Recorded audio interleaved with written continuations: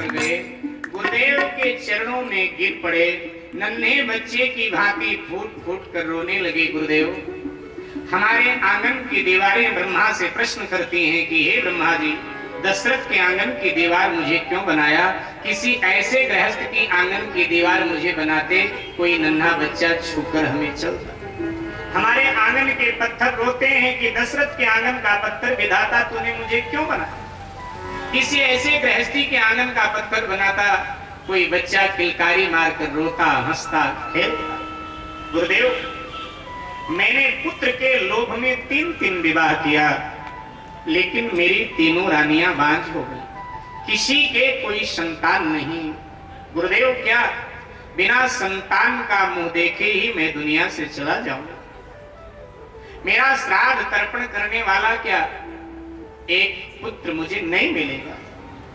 गुरुदेव, मेरे बाद मेरा श्राद्ध तर्पण कैसे? ये कह कह करके अवधेश रोने लगे।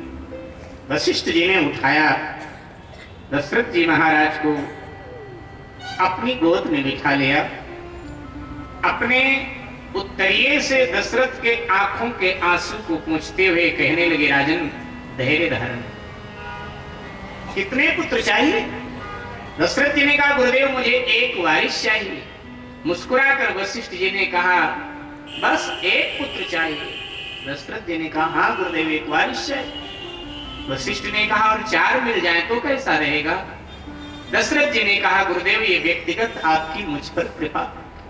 शिष्य एक वस्तु मांगने कई बार सदगुरु के द्वार पर जाता है, लेकिन जब सदगुरु कृपा करता है तो शिष्य के झोली में धर्म, अर्थ, काम, मोक्ष ये चारों डाल देता है कि आया है तो चारों ले जा, नहीं फिर किसी के द्वार पर तुझे जाना पड़ेगा मांगने के लिए। इसलिए बार बार मांगना ठीक नहीं, अब आया है तो चारों ले जा। वशिष्ठ जी महाराज बोल पड़े कि राजन, ये तो धरहु धीरे हुई है सुत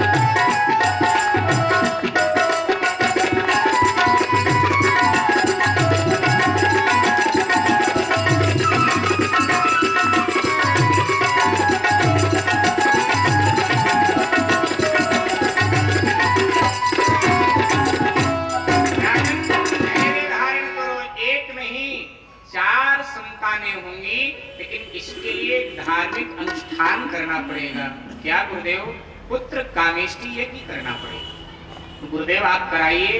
वशिष्ठ जी ने कहा, इस यज्ञ का विशेष विधान मुझे नहीं पता, भारतीय ऋषि की सच्चाई तो देखिए। बोले इस यज्ञ के विशिष्ट जानकार श्रृंगी ऋषि, उनको बुलाना पड़ेगा, उनके द्वारा ये पुत्र कामेष्टि यज्ञ ठीक ढंग से संपन्न होगा।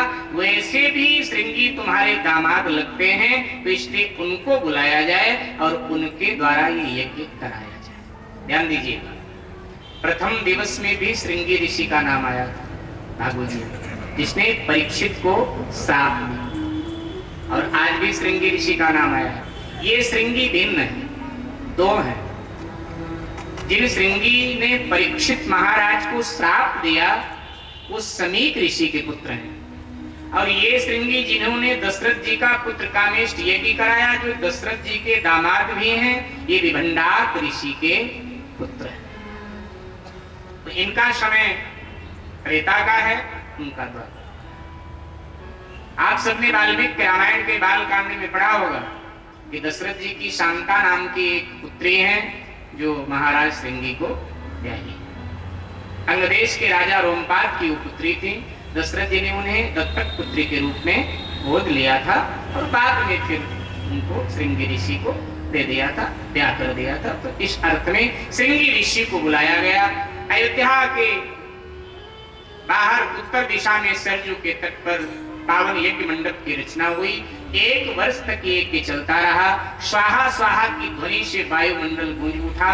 1 वर्ष जब पूर्ण हुआ, श्रृंगी ऋषि ने जब अंतिम आहुति यज्ञ नारायण को अर्पित किया, यज्ञ नारायण का प्रागट्य हुआ। बोलिए अग्निदेव भगवान की जय। उनके हाथ में स्वर्ण का पात्र है, उसमें खीर का प्रसाद है। वशिष्ठ को दिया, राजन अपने शिष्य दशरथ को दे दो और ये यथारूप बंटवारा कर दे रानियों में, इससे 4 संतानें उत्पन्न होंगी। प्रसाद अवधेश को दिया गया। अवधेश ने यथोचित रूप से प्रसाद का बंटवारा किया। कहते हैं कि जब तीनों रानियों को प्रसाद मिला तो रानियां प्रसाद का दर्शन कर रही थी। इतने में चील नाम का एक पक्षी आया, सुमित्रा अम्बा के हाथ से प्रसाद झपट के भाग गया। सुमित्रा मां रो पड़ी कि मेरा प्रसाद पक्षी ले गया, मेरी कोई संतान नहीं होगी। कैकेयी और कौशल्या जी ने कहा नहीं बहन घबरा मत, हमने अपना प्रसाद दिखाया कहाँ है, अपने में से दे देती। दोनों ने थोड़ा थोड़ा अपने में से दिया। सुमित्रा जी ने खाया और कहा परमात्मा करे मेरे 2 संतान हो, क्योंकि तुम दोनों ने थोड़ा थोड़ा मुझे दिया है, और अगर मेरे 2 संतान होंगी तो मैं आज ही प्रतिज्ञा कर लेती हूँ, एक को कौशल्या बहन के बेटे के सेवा में छोड़ दूंगी और एक को कैकेयी बहन के बेटे के सेवा में छोड़ दूंगी। मैं अपने लिए एक भी नहीं रखूंगी। और आगे सुमित्रा मां ने ऐसा ही किया। 2 संतानें हुई, लक्ष्मण और शत्रुघ्न। शत्रुघ्न भरत की सेवा में और लक्ष्मण राम की सेवा। सच्ची छत्राणी सुमित्रा अद्भुत पात्र है। वो प्रसाद जो चील लेकर उड़ा जा रहा था, अचानक उसके चोंच से प्रसाद छूट गया। एक पहाड़ी पर अंजनी मां भगवान शिव की आराधना कर रही थी, मुझे आप जैसा बलवान पुत्र प्राप्त हो। अचानक वो प्रसाद अंजनी मां के हाथ में आ गया जब चोंच से छूटा आकाश से। अब अंजनी मां तो आंख बंद करके बैठी थी। अंजनी मां ने सोचा शायद शिव जी ने ही प्रसाद भेजा है, प्रसाद खा ले। उसी प्रसाद से श्री हनुमान जी महाराज का प्रागट्य होता है। बोलो हनुमान जी महाराज की जय। हनुमान जी का प्रागट्य उसी प्रसाद से। इसीलिए हनुमान चालीसा में तुलसीदास जी महाराज हनुमान जी को रघुबर नाम से विभूषित करते हैं। वैसे रघुबर शब्द रघुवंशियों के लिए प्रयोग किया जाता है, लेकिन हनुमान चालीसा में रघुबर शब्द तुलसीदास जी ने हनुमान जी के लिए प्रयोग किया है ना। श्री गुरु चरण सरोज रज निज मन मुकुर सुधार, बरनउँ रघुबर विमल जसु जो दायक फल चारि। तुलसी जी से पूछा गया कि आपने रघुबर कहा हनुमान जी को। हनुमान जी तो कपिवर हैं, कपि वंश के हैं। अगर ऐसा आप लिखते कि वर्णऊ कपिवर विमल जस, तो भी आपके कविता में अपभ्रंश ना आता, तो भी छंद पूरा होता, दोहा पूर्ण होता, अपभ्रंश ना होता, कोई साहित्यिक दोष ना आता। अगर कपिवर लिखते तो भी, तो कपिवर शब्द ना लिखकर आपने रघुबर क्यों लिखा? रघुबर तो रघुवंशियों के लिए प्रयोग किया जाता है। तुलसी जी ने कहा जिस प्रसाद से रघुबर श्री राम आए हैं, उसी प्रसाद से कपिवर हनुमान जी भी आए हैं। इसीलिए बरनउँ रघुबर विमल जसु जो दायक फल चारि। इसीलिए हनुमान जी महाराज को तुलसी जी ने रघुबर कहा। रानियां गर्भस्थ हो गई, भगवान गर्भ में आ गए। धीरे धीरे समय बीता है, 5 चीजें अनुकूल हो गई। जोग लगन ग्रह वार तिथि, ये 5 हुआ। जोग लगन ग्रह वार तिथि, इन 5 से हमारा पंचांग बना, इसीलिए उसका नाम है पंचांग। जोग लगन ग्रह वार तिथि सकल भये अनुकूल, चर अरुय चर हरस जुत राम जन्म सुख। ये 5 अनुकूल हो गए। देवता आए हैं गर्भास्तुति करके, भगवान की चले गए। शीतल मंद सुगंध 3 प्रकार का पवन बहने लगा। संतों ने पूछा पवन देवता से, क्या बात है, बड़े प्रसन्न लग रहे हो। पवन देवता ने कहा, भगवान का अवतार होने जा रहा है। बोले भगवान का अवतार तो अयोध्या में होगा, तुम्हें क्या लाभ होगा। बोले भगवान का अवतार अयोध्या में हो रहा है, लेकिन मेरा बेटा उनकी सेवा में जाएगा और बेटे के साथ मेरा नाम भी दुनिया में अमर हो जाएगा, इसलिए मुझे प्रसन्नता हो रही है। जब मेरे बेटे की लोग जय जयकार करेंगे तो साथ में मेरा भी नाम जोड़ेंगे। कहते हो ना पवन सुत हनुमान कीजिए, बोले मेरा भी नाम अमर हो जाएगा, ये प्रसन्नता है। इसलिए आज शीतल मंद सुगंध 3 प्रकार से मैं डोल रहा हूँ, बह रहा हूँ। इधर जो पर्वत थे अपने कंदराओं से मोती मणि हीरे जवाहरात सब बाहर फेंकने, न्यौछावर करने लगे। तो संतों ने पूछा तुम्हें क्या खुशी है। पर्वतों ने कहा भगवान आ रहे हैं। बोले भगवान तो महल में आ रहे हैं। बोले आ तो महल में रहे हैं, लेकिन 14 वर्षों तक नंगे पांव पहाड़ियों पर घूमेंगे तो उनका चरण छूने का हमें भी तो अवसर मिलेगा, इसलिए हम अपनी खुशी का इजहार कर रहे हैं, अपनी खुशी लुटा रहे हैं। हर वृक्ष में बिना ऋतु के फल आ गए, फूल आ गए, आनंदित हो थी वनस्पतियां, वृक्ष। तो वनस्पतियों से वृक्षों से पूछा गया तुम्हें क्या खुशी है।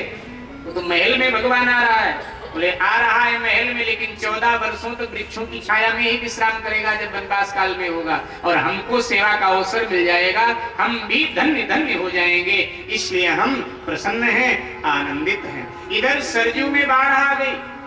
अब सावन भादों में नदियों में बाढ़ आए तो कोई आश्चर्य नहीं, वर्षा के दिन होता, लेकिन चैत के महीने में बड़ी बड़ी नदियां भी सूख जाती, पानी नहीं होता। लेकिन यहाँ चैत के महीने में सरजू में लबालब पानी, एकदम लहरें उठ रही। संतों ने पूछा माँ इतना पानी कहाँ से आ गया।